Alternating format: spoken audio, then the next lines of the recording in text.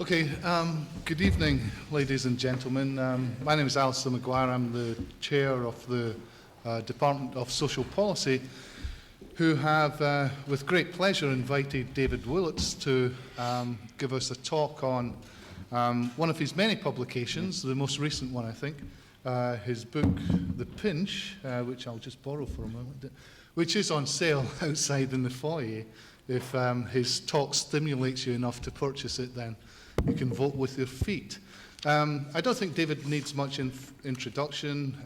Shadow Secretary for Universities and Learning, the MP for Havant, been described as many things, including a public intellectual, of which we're going to reap some benefits tonight.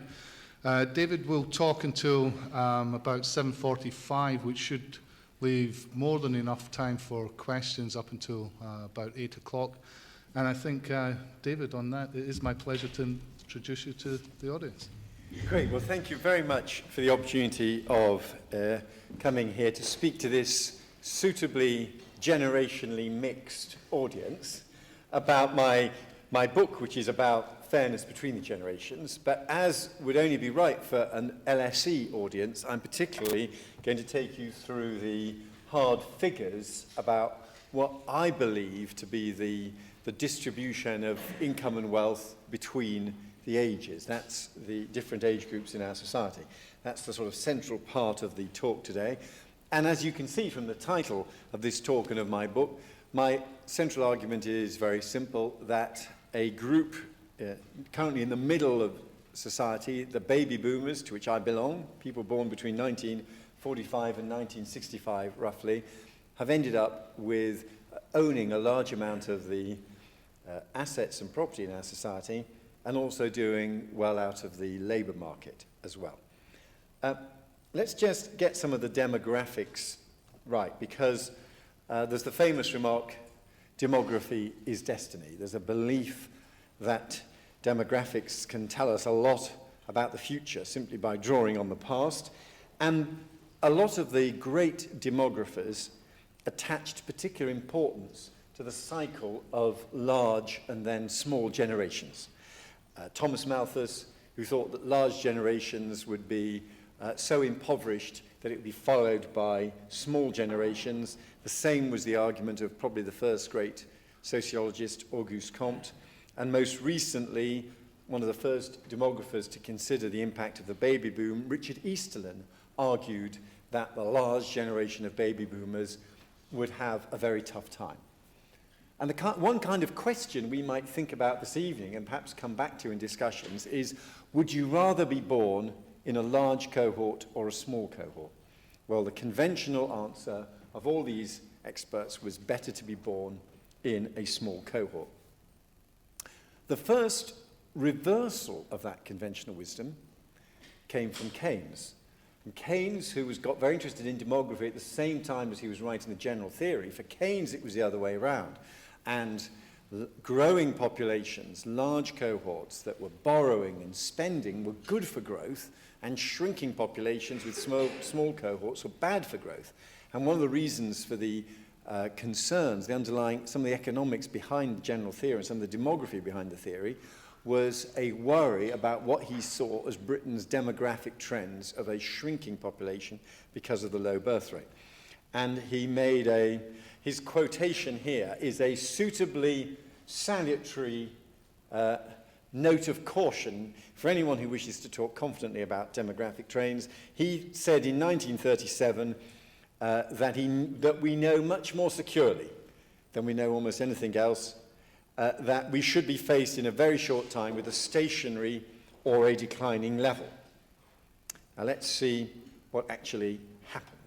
He said that at that point when the blue graph was just heading below 700,000, he said that just before probably the biggest baby boom that 20th century Britain saw. Now, I don't think we've got a pointer, but this chart, which is essentially the number of babies born in Britain from 1930 to the present day, I think this tells us more information about post-war Britain. I don't think the mouse is on it, don't worry. I think this tells us more about post-war Britain than any other single chart that you can imagine. First of all, it tells us on the left-hand side how grim things were in the 1930s, very low birth rates. Now, those low birth rates in the 1930s were then followed by a baby boom which had two peaks, and different countries have baby booms in different shapes, but for my purposes, and there's no kind of right answer, but for my purposes, the baby boom comprises the peak of in 1947. It then falls a bit, but its low point in the middle of the baby boom, 800,000 births, was still higher than it managed in the subsequent peak of the next cycle, reaching a second peak in 1964. So my working definition of the baby boomers is born between 1945 and 65. Those youngsters born in 1947 are the ones who walked down Carnaby Street in their bell-bottoms and bought Beatles CDs. The ones in the second peak are the ones who bought punk music and rioted against the poll tax. After the second peak, you then had a dramatic fall in the birth rate, down to a low point in 1976. Now, for those of you who think that, by and large, these economic and demographic explanations are carrying too much weight, you might just note that the peaks in 1947 and 64 followed very cold winters, and the low point in 1976 followed a very hot summer. That would be the other explanation of these trends, but we should note that and pass on. Now, this tells me, this I think also tells us about how Margaret Thatcher controlled public spending. And it tells us how Margaret Thatcher controlled public spending because what it tells us is that when she was in office, and remember, so this was the 1980s and 90s, you had got very few pensioners coming through. You've got a very low interwar birth rate. So there was virtually no increase in pension expenditure because the number of pensioners was very low. And at the same time, because you'd had this big decline in the birth rate in the 70s, you'd got relatively modest pressures on education spending for kids as well. So this was a time when you'd got a surge of the population in the middle of their working lives. It's that second peak of the baby boom where the young people who went into the jobs market in the 1980s and drove the structural change in the British economy, with very few pensioners behind them and very few children coming after them. Very favourable circumstances for the control of public spending. And we then had and that low birth rate in the late 70s, that low peak in 1976, meant, if you think of employers being used to a particular level of labour coming through, 25, 30 years on, that was the gap in the number of young workers, which relates to the immigration surge in the beginning of the 21st century. You've then got what I call Generation Y, and we've then got this latest and new and unexpected surge in the birth rate, roughly since 2001, the millennials. Now, as I say, this is just a set of categories. Other people can come up with different categories. One of the main reasons for these categories is just so that you can hold me to account, and we can be held to account. This is an attempt. If you're trying to attempt an explanation, you have to be precise about your terms. Some people think the boomers are just that first little surge in the birth rate, but I don't think that captures the full economic significance of what's going on. So that is the background to what we're talking about. And you can see how large the baby boom was. The increase in the total number of people as a result of the baby boom compared with the underlying trend of 800,000 is far in excess, for example, of the total British dead during the Second World War of about 400,000. Now, as the baby boomers work their way through the stages of the life cycle, you have changes in the median age of the population, and we're in 2010 at a rather unusual, neat point, one of the things that prompts my book now. We've got a median age of 40 and average life expectancy of 80. So the middle person in Britain is halfway through their life. In other words, if we talk about things happening up to 2050, we're talking about events which will probably be experienced, barring extraordinary developments, by the majority of the British population. And because of my definition of the baby boom, 1945 to 1965, We're also at this is the year when the first male baby boomers reach pension age of 65. So it's a good moment to take stock and to consider the balance between the generations, which is really the theme of my book, the intergenerational contract. And my argument is that what families do and what nation states do and what holds a society together are exchanges between the generations. And at any one moment, it looks as if one group are sustaining another group. To put it in a very simple model of 3 generations, the hunters in the middle, the hunter-gatherers in the middle, if you imagine a very primitive society, are sustaining very old people who aren't able any longer to collect food for themselves, and very young children. And I argue that that's what families do, and it's what governments do. They've even studied this. Again, I'm trying to look behind governments to the most natural and primitive way you can imagine it. They've even studied surviving hunter-gatherer tribes in Latin America and Africa, and measured their calorie intake, their calorie production and consumption, how many calories they consume per year compared with the amount of calories they generate by hunting or gathering. And you might just, and what happens is, of course, young children are very heavy net consumers of calories, consuming many more calories than they generate. Any parent here could tell you that. But because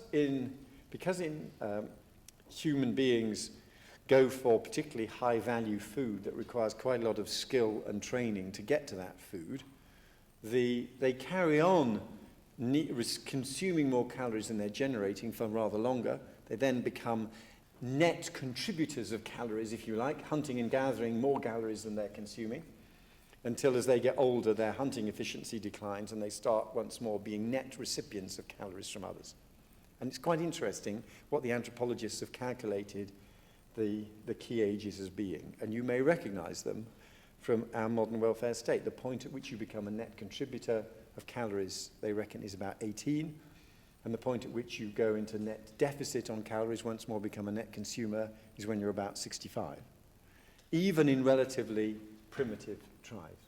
And although that is what is generations exchanging with each other, as Paul Samuelson said in his classic article in 1958, you can equally think of it as exchanges that net out for any one individual over his or her life cycle. What you're doing is using the family or the tribe to transfer your own consumption, to spread it out more evenly. Now, I try in an amateurish way, and there are people who've thought about this much more rigorously than I have, to try to describe what some of these exchanges are between the generations, and I summarize some of them here, the kind of exchanges we all recognize from families, and they're both direct exchanges, like the first one. We care for our children when they're young in the hope they'll care for us when they're old. But there are other patterns, like the replication of behavior, trying to pass on benefits from children to grandchildren, exchanges of care. That's the kind of cat's cradle of mutual obligations, which I think lies at the heart of a family, but it also lies at the heart of a society. Indeed, I think it lies at the heart of what governments do as well. And it's quite interesting, one of the great conservative thinkers, Edmund Burke, when trying to define in his reflections on the revolution in France what governments do, he didn't come up with a definition of the night watchman state and protecting security. Important though those functions are, his account of the function of government is that it's a contract between the generations, a partnership not only between those who are living, but between those who are living, those who are dead, and those who are to be born. His account of what government did as well was maintain an intergenerational contract.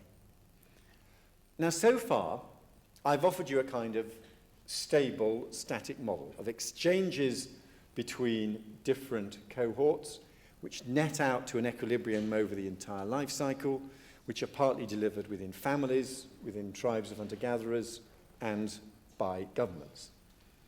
But I also showed you at the beginning that extraordinary surge in the birth rate in Britain post-war. Other countries had their birth rates at different times. And the challenge in my book is, well, does being a great big cohort, the disruptive effect of being a great big cohort, think of you like a river bursting its banks with a storm surge going through it, does that sheer fact of being a very big cohort risk the fracturing of the social contract? And I'll give you a very simple example of that. Imagine you're a government with a rule that you balance the budget over the economic cycle, and imagine that you have stable public expenditure commitments. So you have a stable commitment to the amount of education a child should get, the amount of pension an old person should get. So far, so good. And then imagine that you have a very large cohort that works its way through the cycle, like in one of the classic images, like a python swallowing a pig. So what happens with your balanced budget rule? When all these youngsters, when this large cohort are kids, there are extra pressures on education because there's more youngsters going through education and perhaps more child benefit or whatever.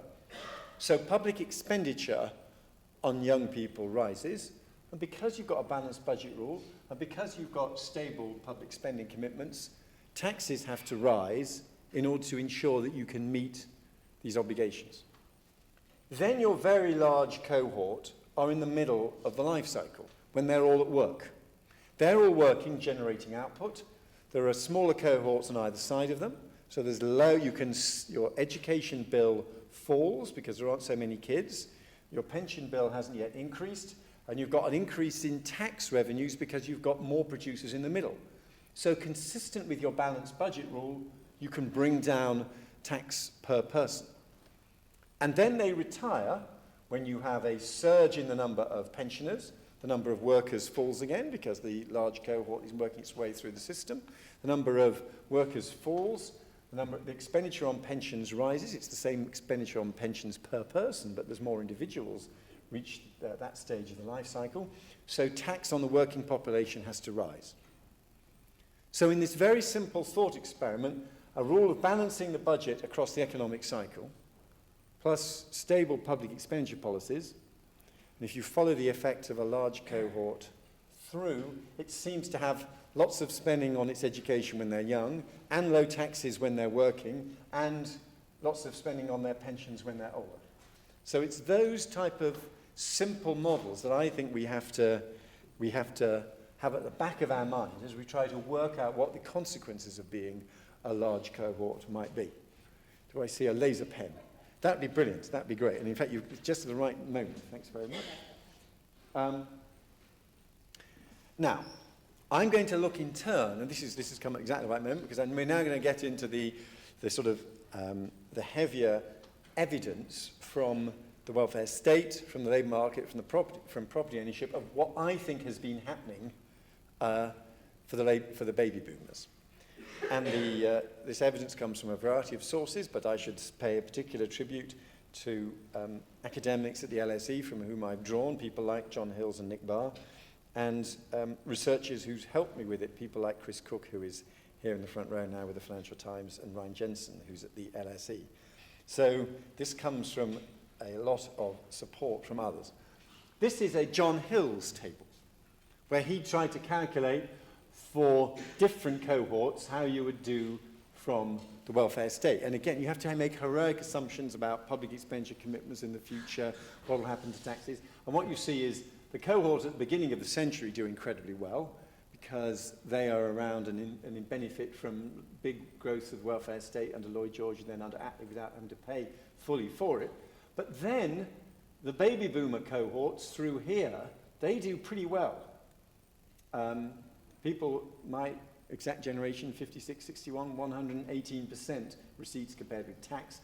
But then what he showed in his calculations is for the generations coming on afterwards, the amount of tax they pay exceeds the amount they receive from the welfare state on his assumptions. So we can see how a welfare state, if you feed through some of these assumptions, might benefit some cohorts at the expense of others. You can also see how, as the baby boomers work their way through the life cycle, they may drive up expenditure on public expenditure programs. Just keep the commitments constant, but just factor in changes in the demographics. And this is the latest set of figures from the Treasury, 2008, tracking long-term fiscal trends, and they show all these different age-related items of expenditure growing. And interestingly, they've got some education growth because of their assumptions about the increase in the birth rate and higher rates of immigration. But if you put all that together, then doing nothing, simply allowing public expenditure commitments to flow through the system, these main classic programs of the welfare state, which are consuming about 20% of GDP in public expenditure, roughly now, in 50 years' time, are adding more than 6% of GDP to public spending. Now, the Treasury, for reasons which I do not understand and which they have not divulged to me when I've tabled parliamentary questions, assume that what they call non-age-related public spending falls to miraculously offset most of this increase, which seems to involve assumptions like, for example, benefits for working-age people grow by prices, even while benefits for future older people grow by earnings. But that is a very simple measure of what happens to public spending, even on the Treasury's own figures, as a result of generational change. So I've talked about some of the figures for the jobs, for the welfare state. Let's now look about how different cohorts are affected in the jobs market. I have in the book some new calculations. We've gone back to the raw data from successive earnings surveys on what happened to the ratio of earnings.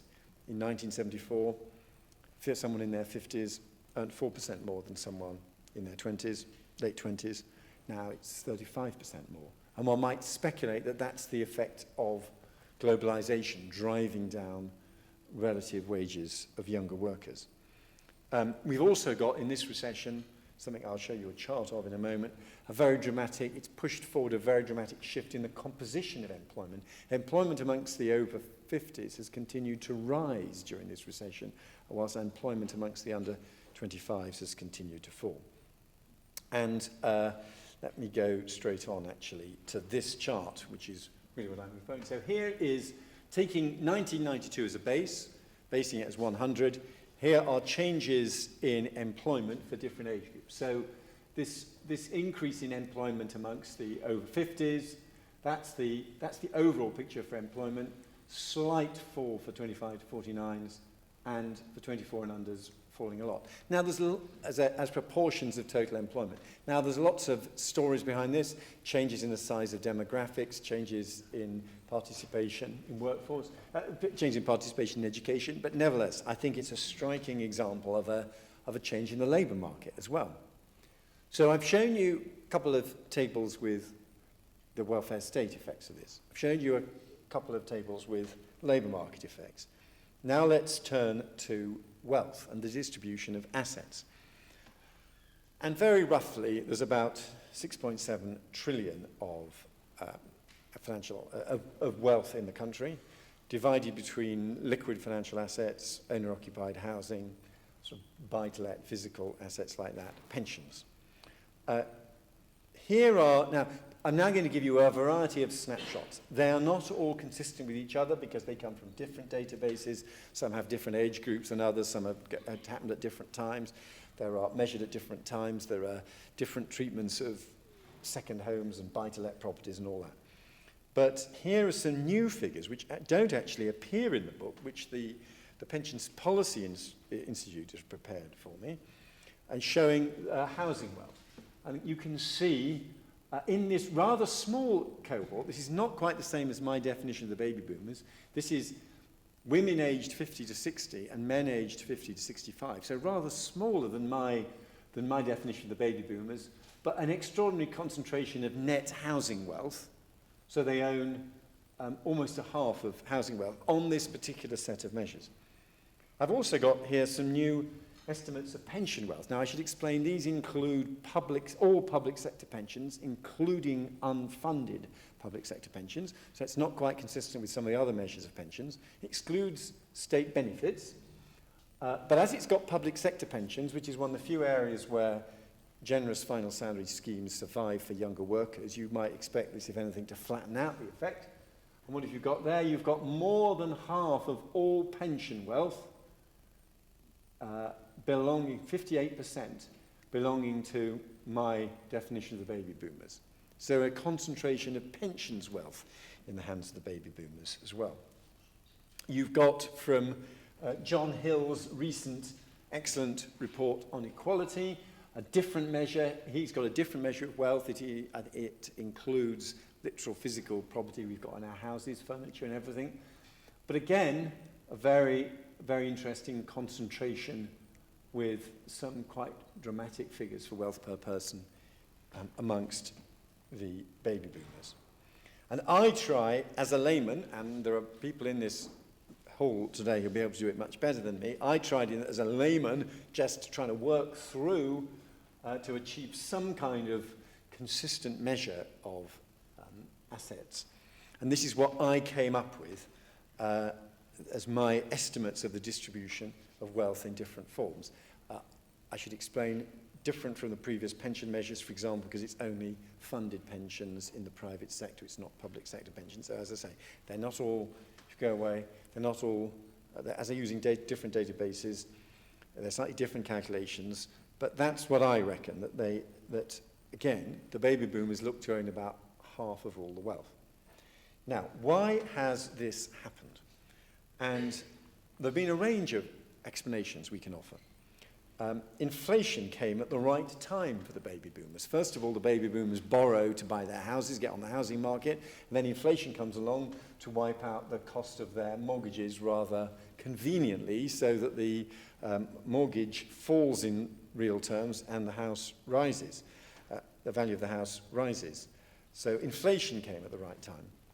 Improvements in life expectancy came at the right time as well, because if you've got a pension promise denominated by a chronological age, it's not unlike the effects, and think through the effects of a change in life expectancy, it's not unlike the effects of inflation when you have prices denominated in nominal terms.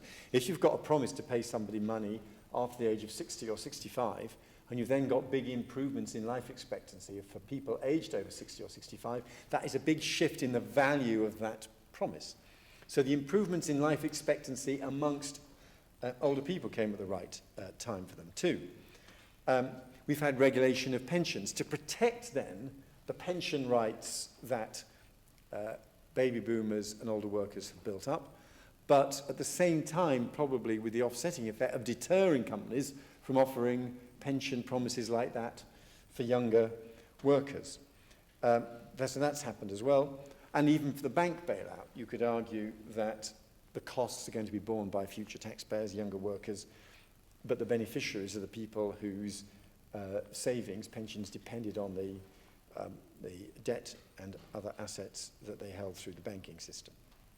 So you can explain, you can draw on a range of sort of almost random economic events between them to explain why this is what I've been showing you is not simply the normal pattern of why it's not simply the normal pattern of the life cycle with in which you might expect perhaps wealth to grow and then shrink. There may be particular reasons why this cohort has done very well out of it. Now let's get to the really emotive stuff though, which is why has it worked so well for the baby boomers? Well, perhaps they're just lucky. And some of these effects are not ones for which you can claim the baby boomers take responsibility. Globalization, the opening up of the world labour market, driving down the wages of younger workers relative to older workers in the past 10 or 20 years. That wasn't a plot by the baby boomers. Well, are they selfish? Well, I'm not sort of trying to attribute motives to the baby boomers. There are interesting debates in the media about why this has happened. I'm really trying to establish the facts that something has happened so that we can then think about what the consequences are. There is a rational argument that what the baby boomers have been doing is redistributing resources in a world where GDP per head grows. The younger generation in the future are going to be better off, so they're being nice and egalitarian and taking from the rich future and giving it to the poor present. Or perhaps that they're simply unaware that we are so sensitive in Britain to analyses of income and wealth by social class, and within assuming a kind of shared chronological position. And there's so many analyses on that dimension that we just don't think of things on a generational dimension. And I would argue that one of the reasons why it seems to me very possible that we are unaware of what's going on is that we live in a society which is more segregated by age. This is what Karl Mannheim predicted as what would happen in the modern world. We're more segregated in the labour market. We're quite likely to work in workplaces with people the same age as ourselves. We're increasingly age segregated by where we live. You're most likely to live in housing alongside people that you already know, people of your same age. And in Britain in particular, it looks as if we are, when you ask people about intergenerational mixing, there's quite a lot of feeling that there aren't enough opportunities for older people and younger people to get together. We've got here a total of 76% of adults in the UK agreeing either strongly or somewhat that there aren't enough opportunities for people from different ages to be together. And that, I think, increases distrust and disengagement between the generations. Wariness by older generations of younger generations and vice versa. I think here's a slightly depressing slide from a survey asking, as I say, adults if they would intervene if they saw 14-year-olds vandalising a bus shelter. British adults much more wary of that than on the continent. So my argument, and the reason why I've written the book, is that it's partly that we are a nation where links between the generations are weaker, that they appear to be weakening more than in some other European countries, and there is a failure to understand the position of different generations. And this is the kind of optimist in me. So I think this is partly just an exercise in kind of raising people's awareness of the different lives and different life chances of successive generations. And I believe that the baby boomers are susceptible to these appeals. Some people say to me, well, why should the baby boomers do anything about the younger generation? Why should they care about the younger generation? Well, I believe that the baby boomers are susceptible to these appeals. We clearly care about our own kids, but I think we are also open to appeals to the interests of the future generation as a whole. And there's been some very interesting empirical research on this in which people are invited to imagine that they're the board of directors of a forestry company. And you've got a patch of woodland, and the question is whether to cut down the trees. And you're given 3 reasons for not cutting down the trees. The first reason for not cutting down the trees is because if you delay cutting down the trees, you save them up for the future, you will increase the total long-term profitability of the business and appeal to rational self-interest.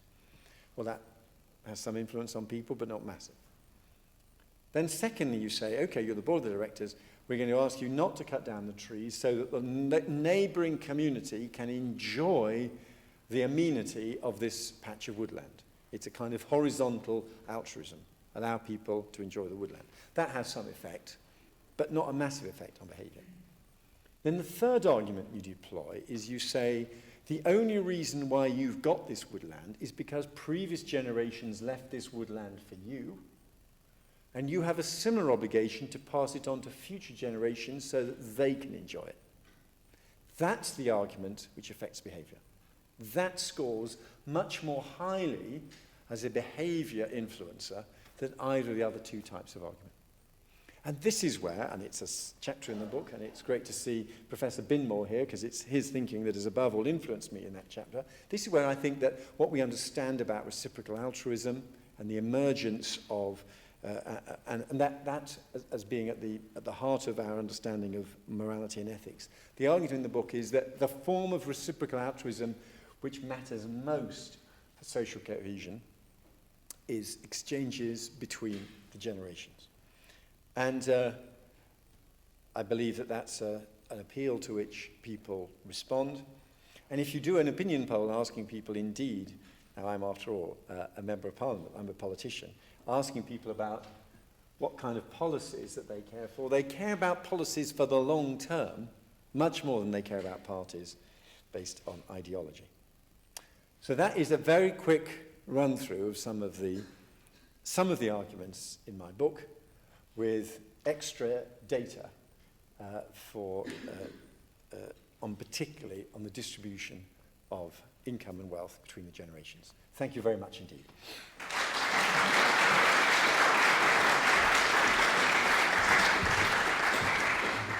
Thank you, David.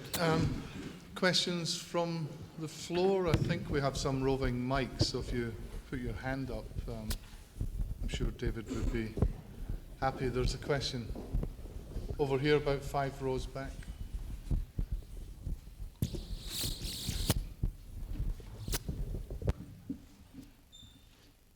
Yeah, aside from a healthy dose of inflation and possibly death panels, what are the public policy? Somebody didn't like that. What are the public policy responses, to this issue? How can we kind of, I guess, redistribute wealth back? Well, I deliberately wrote the book as an exercise in. I wanted a narrative and an explanation of what was happening, and I didn't want to get myself trapped in a 10-point plan. I've written enough 10-point plans in my time. But I do think some consequences do indeed follow. Clearly, the burden of the budget deficit, I think this is kind of the argument, the logic behind my party's poster last year with the baby with the debt round its neck. Only in the last week, the government issued government bonds with a maturity date of 2034. So that's, the interest on that debt is going to be borne by the younger generation. I think that's one area. I think it shows the importance of raising the pension age. And of course, we've proposed going further and faster on that at our last body conference. I think something else that it shows, and I didn't discuss this in the presentation, but there's a chapter in the book, is one of the other anxieties about the younger generation is whether they'll enjoy the same kind of opportunities, the same kind of social mobility that my generation enjoyed, and creating a more mobile society, which is education policies and beyond. But that is, I think, a legitimate area of public policy. You can go further into trying to make it easier for younger people to get started on the housing ladder. But I think, and I hope we'll now get a debate about what the policy implications are, but my view is that there are some like that do emerge pretty clearly from this sort of analysis. Kitty, and then the person behind. Kitty Stewart, LSE. In your talk, you sort of counterposed, I suppose, this sort of analysis, saying that there's a lot of analysis done on redistribution between social classes, between higher income and lower income groups, and this is something we've missed. But aren't those two things related? And isn't it very important that you look within? Yes, you say the baby boomer generation have done very well. Clearly, there are huge inequalities within that generation, and they're going to be able to. When we talk about social mobility, that's going to affect social mobility because they're going to be able to pass this wealth on to their children, whereas the children of the parents who haven't done so well won't be able to. So you say education might be one of the ways, but surely also redistributing wealth within that generation is very important, and policies like inheritance tax, higher rates of inheritance tax might also be considered. It's certainly true that you can analyse this in other dimensions, and then of course there are connections between intra-generational unfairnesses and the intergenerational transmission of advantage and disadvantage. I think, but for me as a conservative, I think it'd be bad to get into the mindset that families doing their best for their kids is a kind of part of the problem. I think families trying to do their best for their kids helps make the world go round. But what I do think is that there is a role for government as well in maintaining a fair deal between the generations. And I think governments should consider, or governments have a responsibility not to shift around the burden shift around fiscal burdens between generations in ways that are unfair. I think they have a responsibility on overall energy policy. I rather suspect that my generation will have ended up consuming more energy and with a bigger impact on the environment around us than either generations before or after. So I think it's better if governments try to do their fair share by discharging areas where they clearly have a responsibility, rather than trying to, and of course education should be the third thing, and the potential for high quality education to offset some of the advantages that families may transmit. I think it's better that governments try to do their bit than devote their energies to try to stop families doing the family's bit.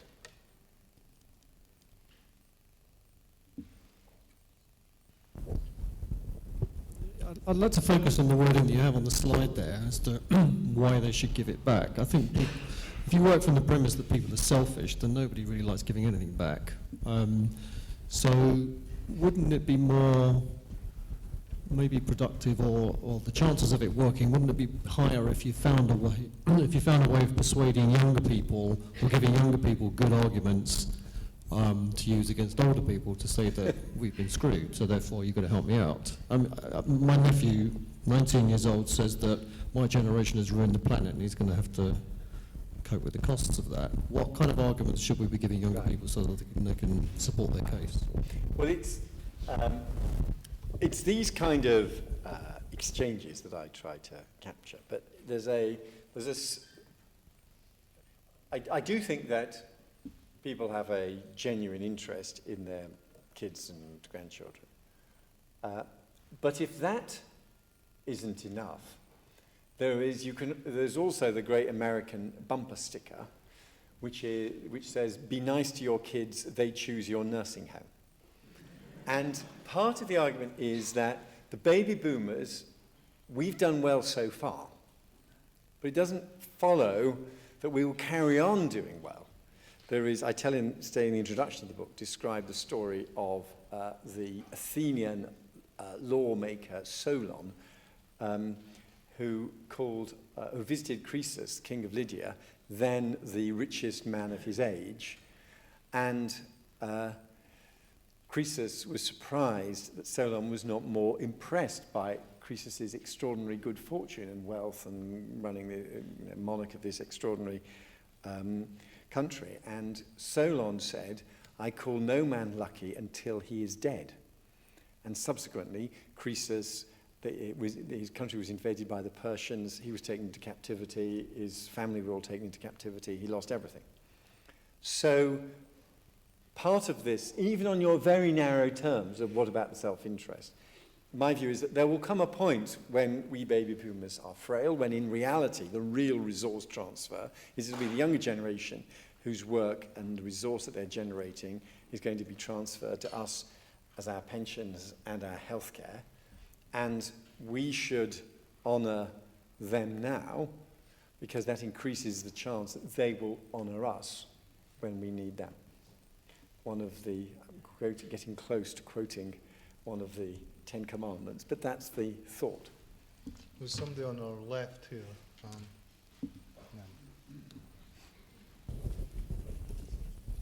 If I could ask your views on funding of infrastructure, particularly infrastructure that was necessary to save energy, to keep us warm when the energy supplies run out, and the potential for tapping into the wealth of those over the age of 65, not just to keep themselves warm, but to keep the rest of the community warm. I'm thinking of infrastructure bonds and trying to compensate for the decline in resources for investment. Yeah, I think that's a very good example as well. One could have added that to the list on the book. I think it is worthwhile endowing future generations with kit.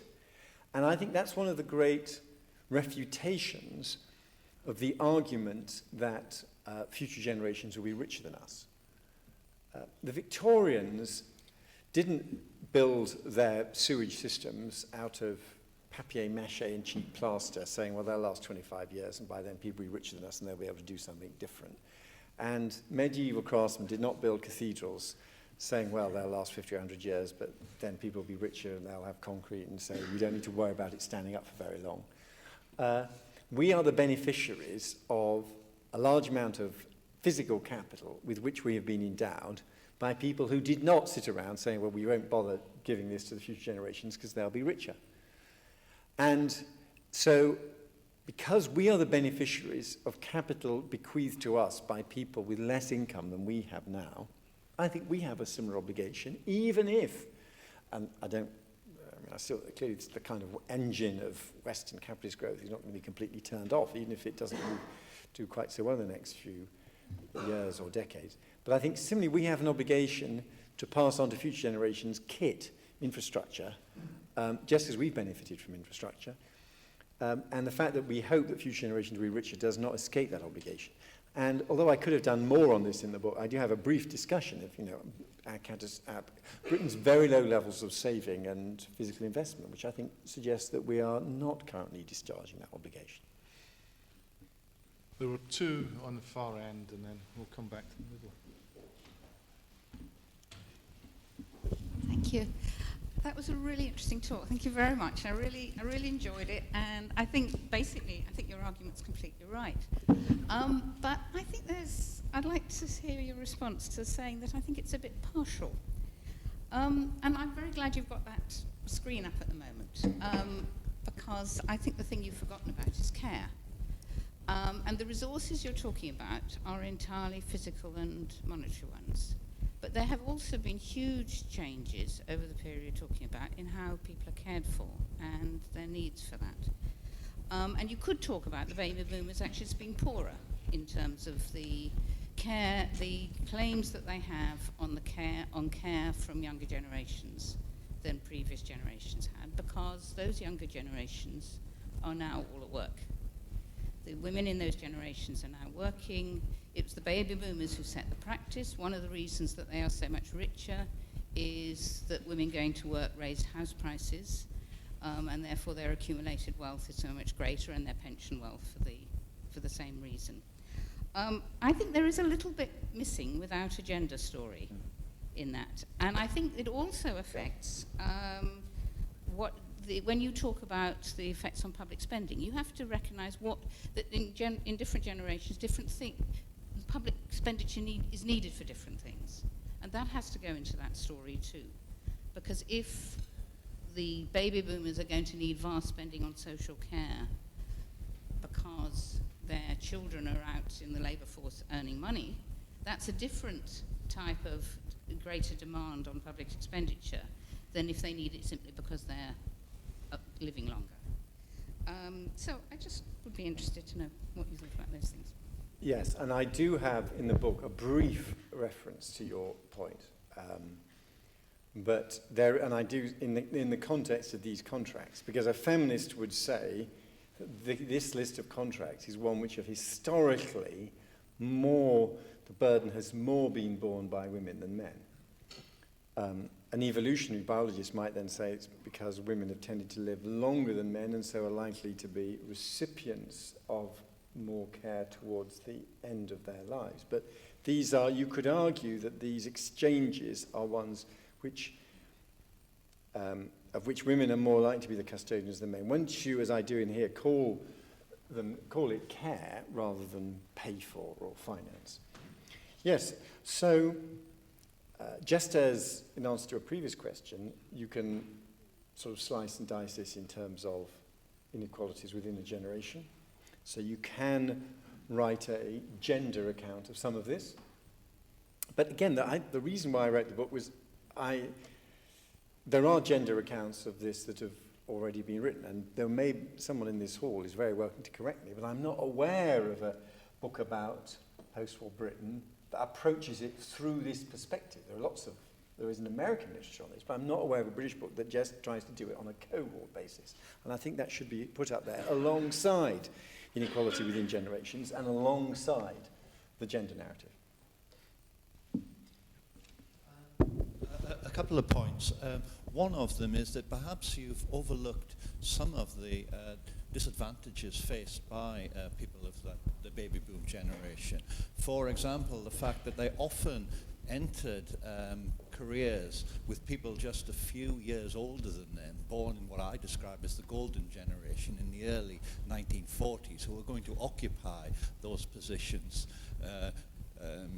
for the next 20 or 30 years, and that will reduce the promotion prospects. Also, of course, they entered adulthood in a period of economic difficulties in the 1970s, etc. So that's one point, that some of the disadvantages that the baby boomers faced, I would say that the most fortunate generation were basically the Beatles and Bob Dylan generation. That's the golden generation, really. Just the one born at the trough of the cycle in the early 1940s. I think that you will find that they both made an immense cultural contribution and were the beneficiaries of all kinds of things. The second point is, I wonder how far what you've described will be self-correcting, for example, through declining house prices over the next generation or two, as more houses come onto the market, and declining equity values, which will devalue the shares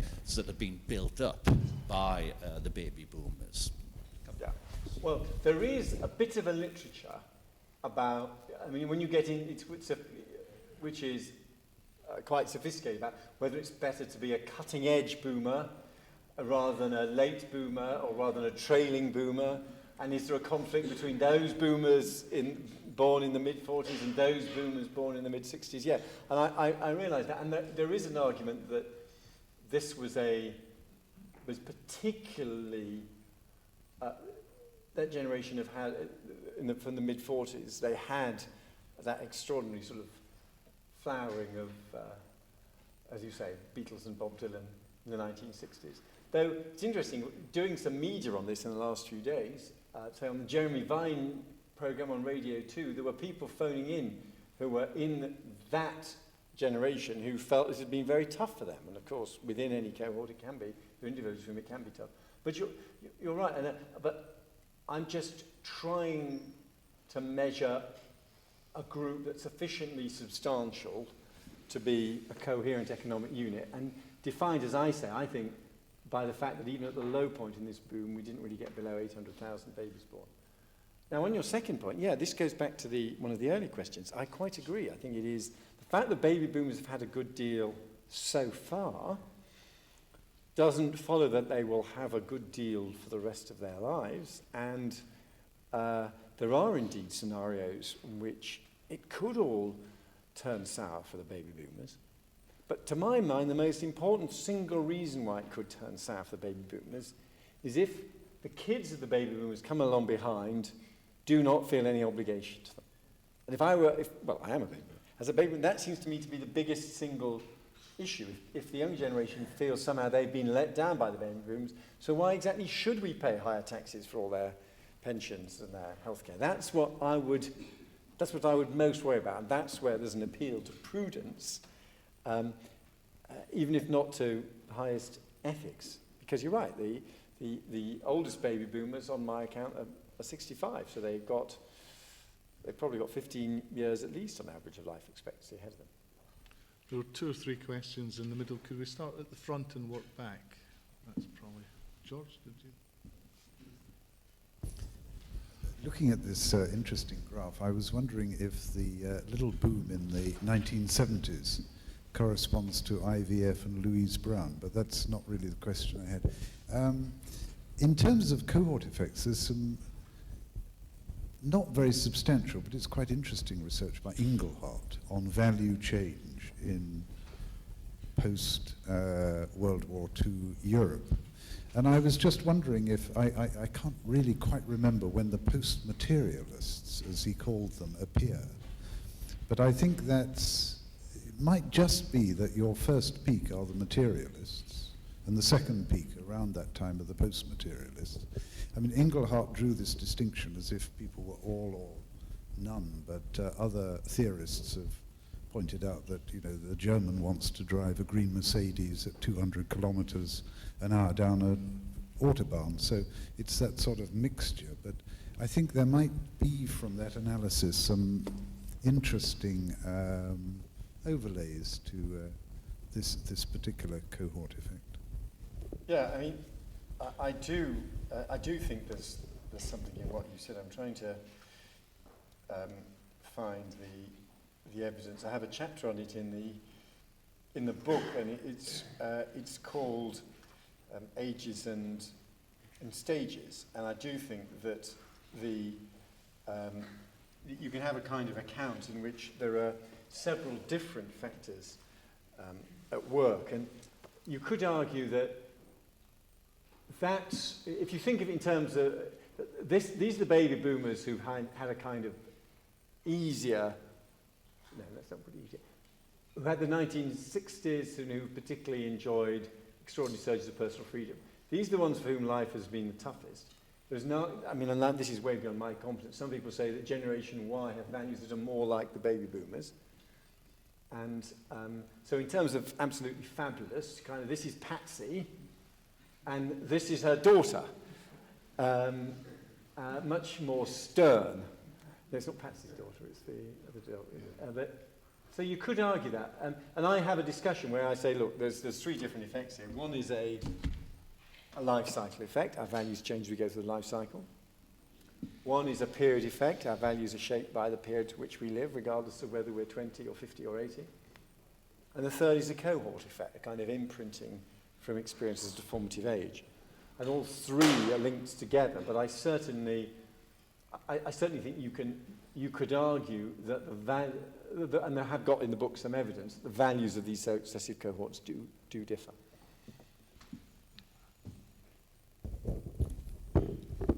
Hello. The audience raised a lot of interesting points regards to class and women in healthcare, and the gentleman pointed out. I was going to mention that my second point, and the factor of education as well that should come into it, because many would say that the baby boomers had a superior education to maybe what the Generation Y, which I'm one of them, have now. And he mentioned about post-materialism, and I wanted to just add to that, because now I think maybe my generation or the generation just before, it was more on, maybe the baby boomers had more of a living within their means. So obviously they would have more savings compared to maybe what Generation Y or X would have now. So that's a few points I wanted to bring up. Yeah. What I like about your intervention, what I like about these kind of exchanges, when it starts getting a bit like Alcoholics Anonymous, and people have to start by confessing which age cohort they belong to, and they identify at themselves. I would say that on education, of course there's a great debate about educational standards and what's happened to education. I would focus on something slightly different, which is the character of education. So sometimes one is told, well, nowadays many more young people go to university, which is true, and I think is a very good thing that many more have that opportunity. But when the baby boomers were young, many few of them went to university. But the ones who didn't go to university would have been going into apprenticeships.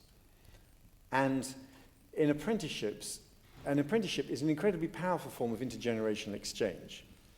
There is the old silverback guy who passes on, it wouldn't normally in those days have been a man, who passes on what he knows to the next generation. What we've now got is forms of education where people may go to college, even at university, where much more of a week is spent with your own age group. So my view is that the kind of pattern, the type of experience that you have is one where we've shifted from quite a strong intergenerational exchange, an intergenerational connection, to one where if you visit an FE college or even university, people spend most of their time in quite a narrow age cohort and relatively little with an older generation directly transmitting knowledge or experience onto them. So I think that's where I think education has changed most dramatically. A decline in the amount of direct intergenerational exchange compared with the sort of model of vocational training that we used to have. So do you want to come back? Well, there are some people waiting. Could we, there's one person who's been quite patient up the back here and somebody else in front of him. The baby boomers. Well, I'm thinking particularly of free bus passes, free swimming, just the two that irritate me. So I'm going to whiz through. There was a slide to save time that I didn't give you before, and let's see if I can find it. Sorry, it's going to take a little moment. But Yeah, I agree with you fundamentally that it would be a good thing if we had increased voting by the younger generation. And my view is that we're into a vicious circle where the younger generation think, oh, politicians don't do enough for us, so why bother to vote? When it's absolutely a reason why they should vote. And now we're nearly there. You're being very patient. I'm about to show you the slide. Yeah, here we are. This is one I skimmed through before. This is a very interesting question from a DWP research report. When you ask people, so the cost of state pension is going to rise, what should we do about it? And responses by age. And you can see here, allow the pension to fall in value. 22% of young people are willing to allow it to fall in value, 13% of 50 to 69-year-olds willing to let it fall in value. Adjust the age of pension. Younger people are much more willing to contemplate that. They're further away from it. They want, and older generations much more reluctant. Raising tax to pay for the cost of a higher pension. 50 to 69-year-olds, 52% of them are in favour of that, and only 31%. So this is, I think, an example where, as I say, in the context of attitudes to pensions, where we can see a clue to sort of voting behaviour and attitudes by age cohort. But yeah, I think that in a healthy democracy, people of whatever age, one would encourage them to vote, and shifts in voting participation. What you've got at the moment for the baby boomers is we're a very large voting group, and we have a high propensity to vote within that group. So that kind of magnifies the electoral power of the baby boomers. Yep. There was somebody behind the pillar, and then I'll drift this way. I'm not sure about the age distribution within the room. You see, everybody starts getting sensitive to this. We've moved this way, and I think after that you'll have to grab David individually. Cheers. Thank you very much for your talk this evening. The question I had is, how useful is immigration in bringing in an increased number of contributors to compensate as the baby boomers move into retirement? Well, in the short run, it may help. But of course, the immigrants themselves in turn grow old. So it is not a long-term solution to a kind of demographic challenge. But in the short run, you can see, I mean, I have a brief discussion of this in a chapter to which Chris Cook contributed a lot, and you can at the end of the war, there was a deliberate program of recruiting people from the continent of Europe to plug what was seen as a problem of a shrinking working population because of those low birth rates in the 1930s. So it can help for a time, but it can't in the long run change the ratios. And I do think, as I said also, you could argue that dramatic fall in the late 70s, early 80s created the environment for the extraordinary flow of people from Eastern Europe 25 years later. But I don't think it's a sort of sustainable long-term solution, but it clearly can help if there are particular sort of troughs in the age distribution. There were a few questions over on this side.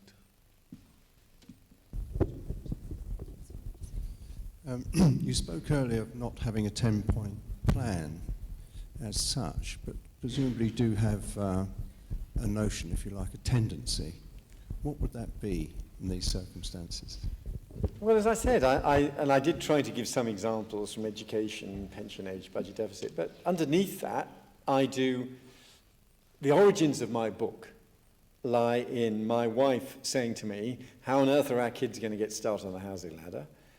And having been my party spokesman on pensions for many years, how are the younger generation ever going to build up the kind of funded pensions that certainly I have as a member of parliament and that many people in my age group have? So when you just look at for me as a conservative that believes in spreading opportunity and spreading property ownership, I think that one of the most important ways of spreading opportunity and property ownership is across the generations. And when I look at the most important forms of property ownership in Britain today, I think there's a real problem about ensuring that the younger generation have access to them. So I care about that. And I do think the gentleman asked about education, I do think it reminds us of the importance of providing, alongside the sort of the physical capital of ownership, as well, opportunities in the education system for the younger generation. Yeah, and I feel that in my constituency surgery, I have a stream of young people coming through who are trying to do the right thing, but just finding a decent place, not even a house, can be a flat or whatever, finding a decent place for them and their kids is incredibly difficult in the southeast. And I think we are sometimes not sufficiently sensitive to the type of pressures that the younger generation are under. Yeah. So I'm an unlikely shop steward for the interests of the younger generation, but I do think that they are in danger of having a raw deal. And the paradox, the story of the interconnection, is if they have a raw deal, then the point is that boomers ourselves, as we grow older, may find in turn we have a raw deal as well. I think there was one last question over here that we'll take, and then you'll have to grab David individually. Yeah, I'm inclined to believe that the baby boomers are sort of selfish more than lucky, and I don't think they will do the right thing. So, given that they do have this outsized political power, how are we going to stop them systematically looting their children and grandchildren? I mean, I think that you make no policy recommendations because you realise it would be political suicide to take them on. Well, as I say, I think that there are some policies that follow on from that, but I'm more optimistic than you are. I'm more optimistic than you because this is where perhaps the most philosophical chapter, which tries to explain how cooperation evolves, how reciprocal obligations involve. It does seem to me that for me as a conservative, the most powerful form of the social contract is a contract between generations, and it is in each generation's interest to maintain it. And I do think that is an appeal, and I then have the evidence, and as I said, that was my forestry example, that is appeal to which people emotionally respond. So I don't think we're at the stage of direct action by younger people whose interests are systematically ignored by baby boomers. I think we must, what I'm trying to do in the book is just do some consciousness raising, and I'm very grateful to the people in this hall for the interest you've taken in it, and the people in this hall in particular who helped assemble the data, which I do think makes out a pretty compelling case that generation, for whatever reason, that generation to which I belong, does seem to have done particularly well when it comes both to property and the jobs market and the welfare state. Okay, I think we'll draw it to a close now. There are some books for sale outside, and I'm sure David will be milling around if you do want to grab them for some one-to-one. It's just my pleasure to thank you very much for a very stimulating and thoughtful talk, and as we age, hopefully we'll do it gracefully. Thank you. Thank you very much indeed. Thank you.